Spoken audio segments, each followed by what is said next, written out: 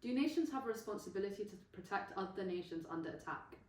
With nation, we first refer to the state, later referring to the abstract idea of a body of people living within a set of borders. Within our global society, we agree on basic human rights for all, such as the right to life, liberty, and personal security. We also agree that all people are equal and equally entitled to these rights. As such, if there is a situation in which these rights were being denied, such as in war, it would be immoral not to intervene, as this would be suggesting that people are not all equal and that the wants of some are above the needs of others. As it stands, the world is an unequal place. People are afforded far greater opportunities depending solely on where they were born.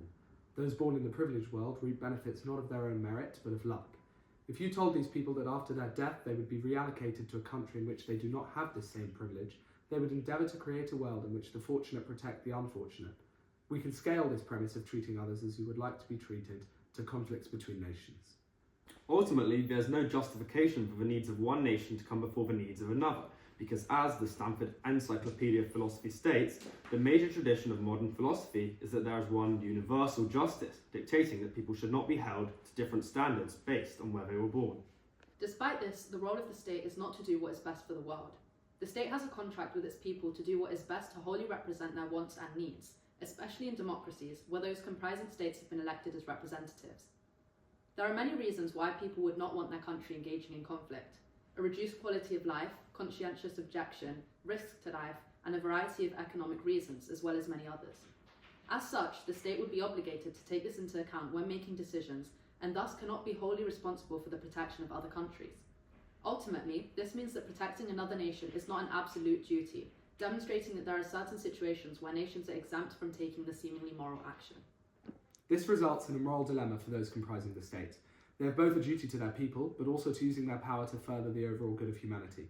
Whichever path they take, they will be committing an immoral action. This means that they must make an assessment to perform the lesser of two evils. Take the Prague Spring of 1968 as an example. The US could have intervened on behalf of the Czech people, but in doing so risked provoking nuclear war with the Soviet Union.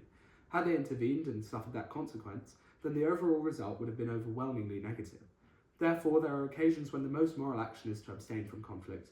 Viewing it from this utilitarian standpoint proves that there is no absolute right action and therefore no necessary duty or responsibility. Having established that there is no absolute duty to engage militarily, but still believing in a responsibility to better the world for all, we strongly believe in the value of peacekeeping as a means of de-escalation.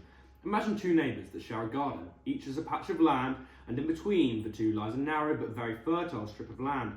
The two bicker vehemently, attacking each other with spades, and ultimately damaging each other's property, leaving them worse off. It is unclear which neighbour is in the right, as it is with many modern conflicts, but a peacekeeping force, such as the police in this local example, could leave both better off. Between countries, there is not such an effective peacekeeping force, and we believe that this leads to much larger conflicts, and more powerful nations being abusive to their smaller counterparts for personal gain.